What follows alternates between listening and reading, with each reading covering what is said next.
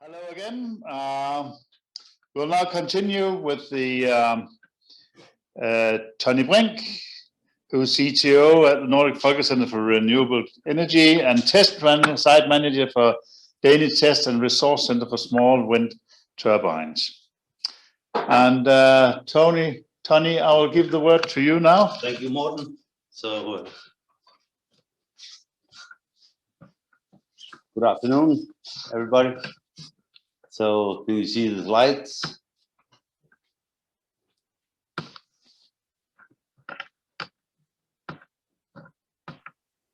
Not yet. Not yet.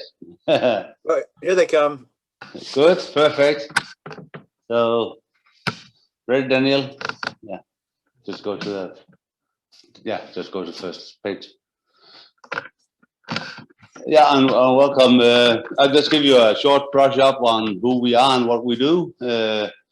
Nordic Folkecenter for Renewable Energy, we are founded in '83, and as most of you know, probably then we just lost our founder recently. So one of the true pioneers within wind power that passed away. There's not many left. So, but of course, we are focusing on renewable energy. And those of you who heard Dirte the other day speaking about things happening within the EU, personally, and the Folkecenter we're challenged, I think, of one that we always talk CO2 instead of not talking getting rid of fossil fuel anymore.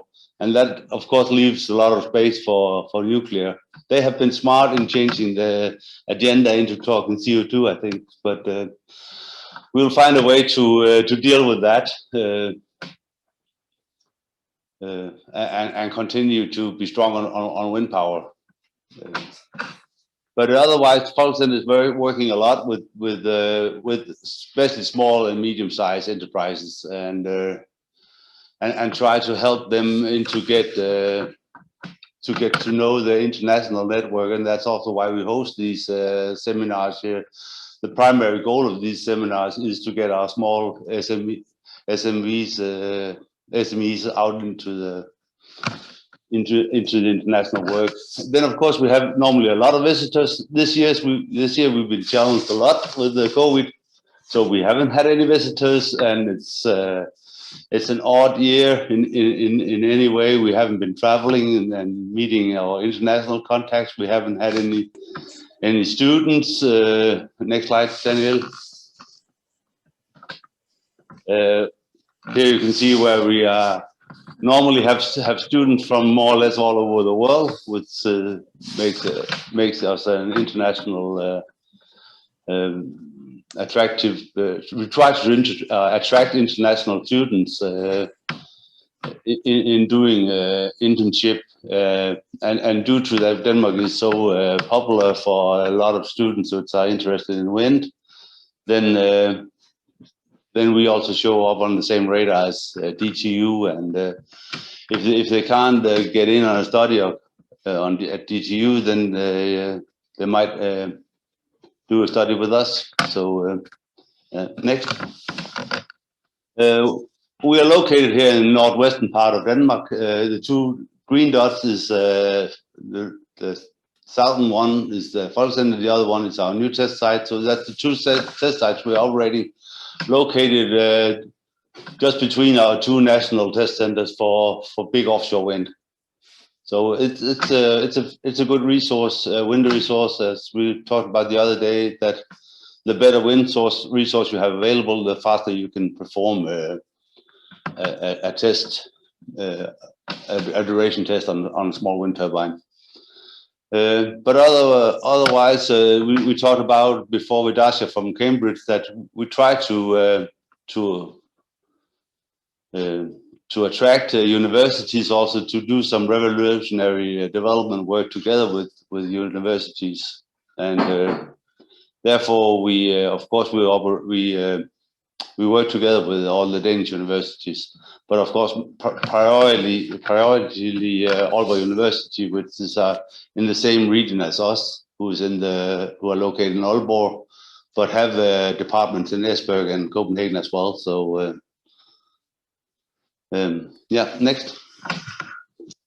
Otherwise, we are still being visited by a lot of backyard inventors that will help to build a commercialized certified product. Now, Sven, he showed us earlier today how you can address the -2 standard, and it's also normally the route that we try to convince people to go via that route to have a certified product because that'll suit them best in the long run. But of course, it is expensive to operate, and that's why we have split our services, because we are not accredited according to Denmark. To hold a Denmark certificate will cost us 500,000 Danish kroner a year, and we don't have that amount of money. I know that even DTU are talking about letting their Denmark accreditation go, because having no certification done or having a single small wind turbine a year going through the process cannot justify to hold the certificate. So we have to buy that from outside, and Viking Wind currently is testing at our test site together with Intertek. So we take all the measurement and we do all the daily work, and Intertek is putting on the MCS stamp. But otherwise we operate from levels that you can rent a foundation for €1,000 a month, where you have access to grid or internet and everything, and so it's quite easy and quite cheap to get going, and then you decide yourself how much money you can afford to invest. Also, depending on how well tested your product is before you arrive, or you arrive with something that has never been tested. So that's why we have these different packages, depending on where you start. Next. Of course, we still operate with the 40 square meter rule in Denmark. Otherwise, we are mostly into the -2 standard with the 200 square meter rule.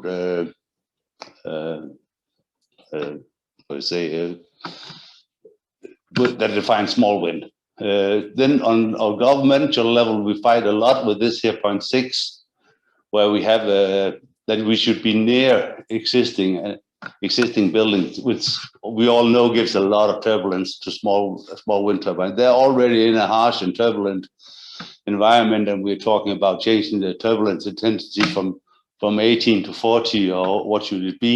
It's for sure it's not only 18 when they stand 5 meters from buildings. So we would love to be able to place them further away from buildings.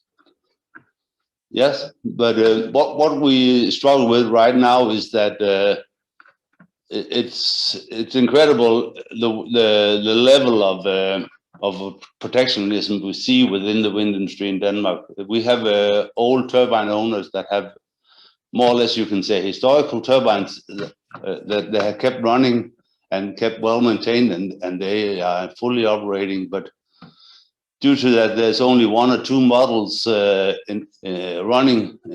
Then the inflation has been made in such a way that they have to, if they can't do the service themselves and have to buy a service at a third-party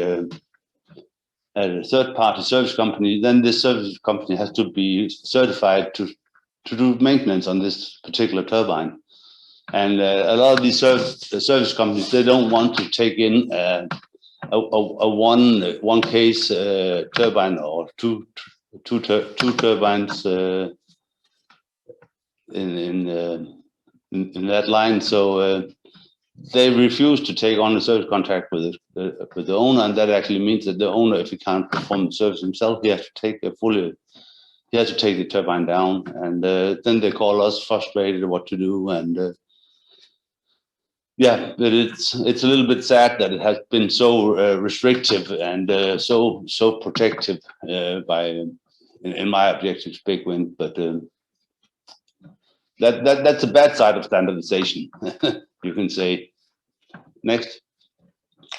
But of course, we are involved in TC88, and I can only talk to all the ones who are interested in small wind, especially the manufacturers. to try to kind of come on board this work within the TC88, and the revision of the -2 standard is coming up. So if you want to have a say in that, get on board. The only bad thing is that you have to pay for it.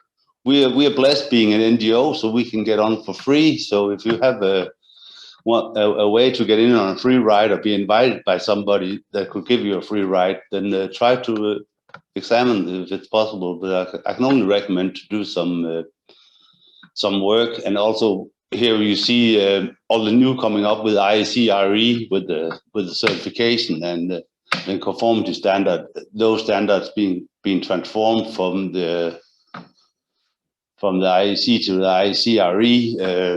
Have to put pressure on that these certificates will be valid both places in this transition period. So they for sure need a fingerprint. Next slide.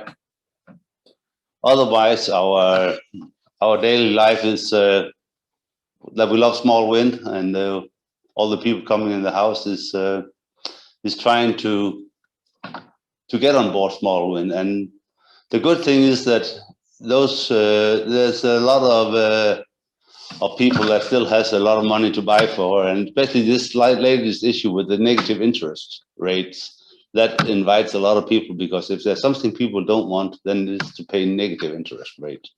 And some are not all that keen on putting all their money in stocks. And what do they do then? Yeah, they look towards renewables, and that's a good thing.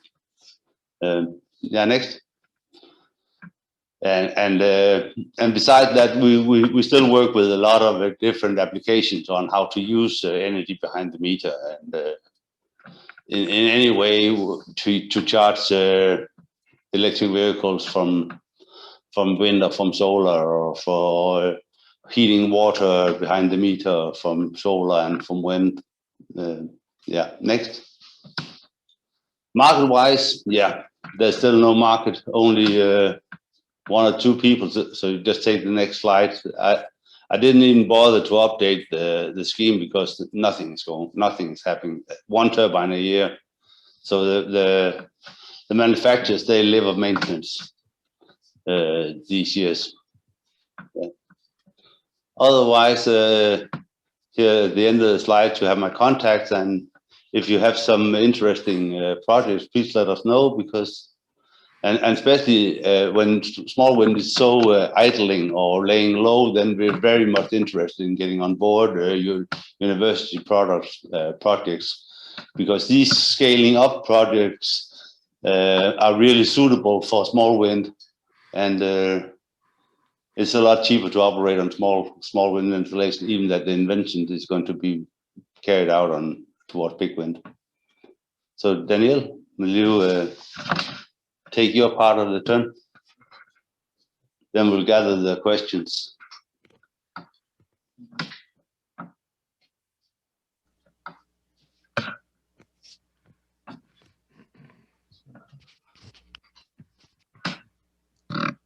Tony, I have a question. Yeah.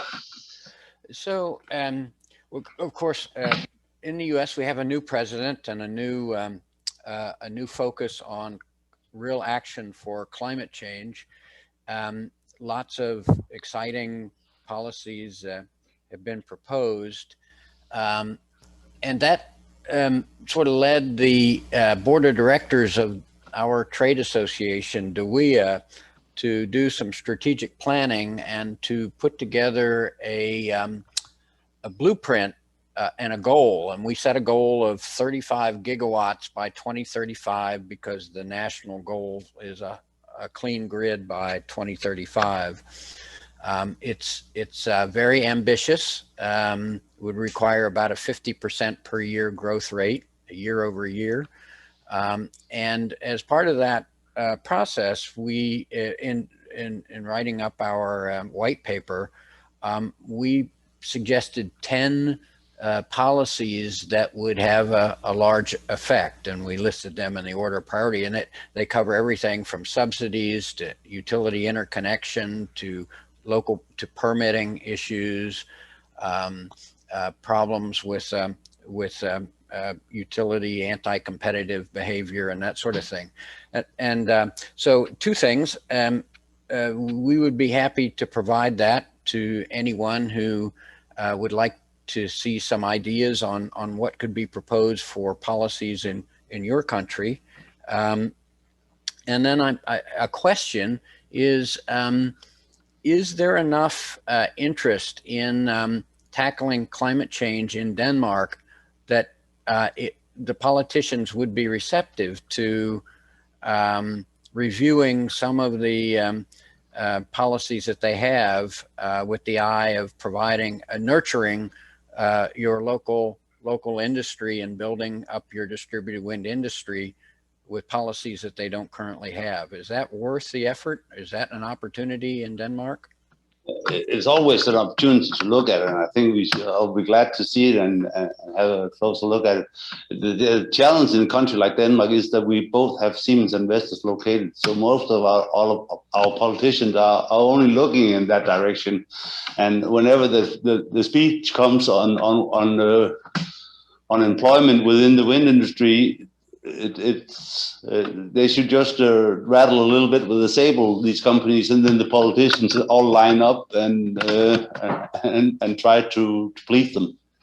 And in that sense, then they don't look towards the distributed wind or small wind, even less.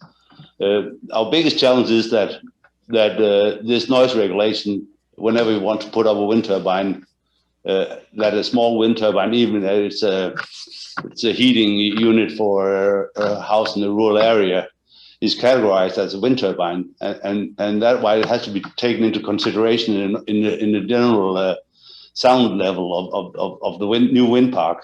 So if it just could be removed and not being a wind turbine, that will actually be the best that could happen, because then we could put out small wind and big wind, and we didn't have to fight each other.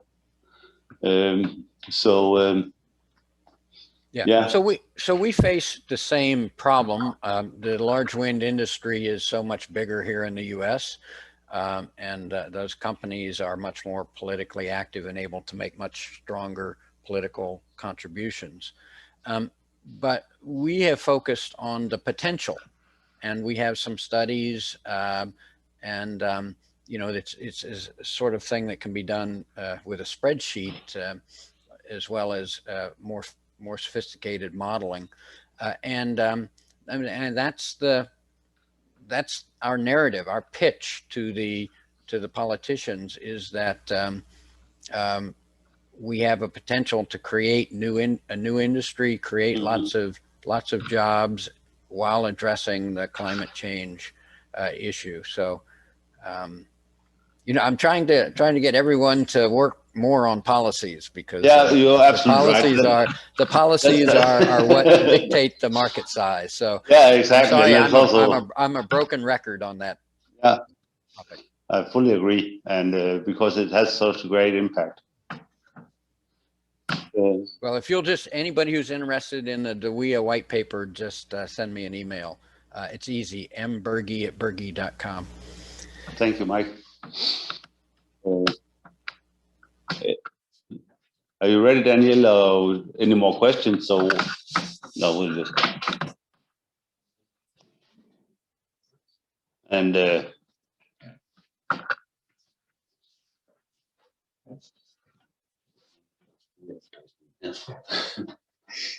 hello, everyone. And some of you might have already seen this presentation in the previous conference, but we have decided to show it again, mostly to say also what's the update of this. And for the newcomers, of course, new information. So it has been mentioned before, the small wind catalog by Sven.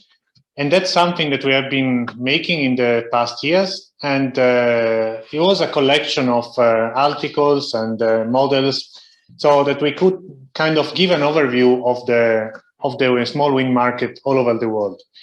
But as you can see from the picture, the latest edition is quite a while ago. And the reason why we have been so challenged in making a new edition is that, well, sometimes it's just difficult to get in contact with the people we might talk with some markets, as Jean-Daniel was referring yesterday, that they are very difficult to access for language barriers for their market dynamics. So the result of this, together with the limitation of the 50 kilowatt, brought us to the fact that if you want to have something printed, you would need to have a certain size. And reaching this size took way too much time and way too many resources. And we know we are talking also with small and medium-sized enterprises, so we know that time is money for you as well. So what we have decided, and that was already in November, is that we have released this the 2016 edition available for free. You can just go on Folkecenter page, and then there is a link to that. And then we are looking at the future, how to make this in a more efficient way and in a way that it can benefit everyone. So we have made a database. Now here you can find the link, and there will be a more accessible link coming soon, hopefully. And I will just show you a quick overview of how it is. So when you come in, you have different options. Right now, the only available is the manufacturer option. And then you as manufacturer insert your own profile. And it's important, of course, that you put also the day you update, because then when we get enough of this, then we can consider having another catalog as so. And then we will ask people to update their information so that we know those that don't update, they are probably out of business. So there is no point in keeping or having them there. And that's a problem we had in the previous catalog, that often people wouldn't reply. So in this case, if you don't update, then you are out of the page, basically. And you can just insert your logo, and and you create the profile, and then you can insert your wind turbine. And what we suggest is that you make one page of wind turbine for each model that you have, because in this way, we can also, through filtering, we can give a better experience to the user. You select your company, all the information appear, and you can, of course, change them. And then you can start filling the fields. There are much more, but they were not fitting in the slide. So far, there is nothing compulsory as a compulsory field. But of course, the more you fill in, the better it is, because then people will look at it and will see the one that has the most complete profile. It's probably the one that is more reliable. Not necessary, but a lot of people reason like this. Then you can have up to 3 pictures for every wind turbine. And one, it's kind of requested, but then you can choose if having the other 2, or just go to the power curve. And if you don't have the power curve, you also just skip it. And then at the end, you get an overview of what you have uploaded. And again, it's quite important to keep the material updated so that the catalog doesn't run in the same issues as the previous one. And this is what people will see. So right now, we are still on the design phase, let's say. We hope now after the conference to give a little bit push and continue. We have worked on the edit functionalities, and it's almost there. And we have some extra features in mind, which are going to be soon there, hopefully. So why, I had this question in the previous conference, I have it again, why putting it if it's not finished? Because it's a push for us to finish it, first of all. And also because we can see that despite having had some entries, we had around 20 maybe, there are many more that still haven't put it. And of course, the catalog is still not fully accessible for the public and so on. But it's important that you're in, because then when we are about to make it available, when more steps appear, you are in the mailing list. So you are notified of all the things that are happening. And of course, if anyone is interested in putting some extra features, they can get in contact with us, and we can see if we can develop them. And then one final thing, we have a LinkedIn group which reunites us, friends of small wind turbines. And from last conference, we have already 25 new members. So this is free, you can just join and no problem. And it is meant as a multi-directional discussion. So it's not us posting, it's whoever that has anything interesting for the community can put it there and get a quick reach. And yeah, with this, I will hand it back to Molten and go back again to the computer. Thank you for the attention.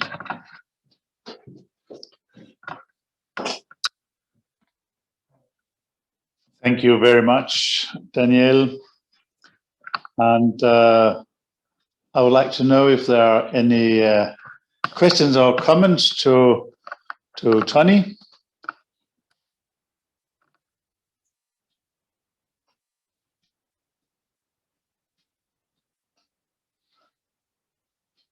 Yes, Mike? No? If not... Okay, excuse me. Yes. I want to say thank you with this meeting and high quality to show us today, in particular in the Caribbean zone when I live in. So we have some project in carry on because to preparing the wind energy in the local cities in Dominican Republic and the Cuban citizens. So we want to be in contact, to sharing knowledge transfer in order to improve the market in the Caribbean zone, mainly in the Dominican Republic. So because we have some projects in mind, and with the 3D printing, we plan to make some design and simulation to the blade to wind turbine. In this order, maybe we can go there and collaborate together to certify testing materials as well as the performance turbine conditions. Okay, thank you. Well, there is a comment from David Wood to everyone that it's a sound level. It's for the catalog. It's for the catalog. Okay, very good. Thank you. Yeah. Any questions for Tonny, or you have some comment yourself? Yeah, but I didn't. The question from Yeah, but whether it's an American way of doing it or a European way of doing it, whether we talk sound power level or noise emission. What did you present this time? I didn't see what you had, sorry. I think it was which one you took? I picked the one that was in the previous catalog. So, yeah, so okay. Of course, it's still a lot in development. And when the things are ready, then we will also specify. I think we'll try to take both when you operate in a database. Say the American way of doing it as well, because there's no harm in if you only have that data, then represent that data is better than leaving it empty. If you don't have a noise to be calculated, or if you have a noise that's measured at a certain distance. Yeah. I have a proposal. Yeah, Nils. Maybe if the producers would have an ASCII file of the blade type and chord and so on, because over time then you would be able to better estimate if new producers or newcomers, what would the power be, what would the noise be, and so on. Yeah. Yeah. Good idea. Just have so you can upload a file, and then it's just in this radius you have this NACA profile, and with this chord, and so if you have many producers that upload such a file, then it would be much easier in the future for other to estimate the power production and noise and so on.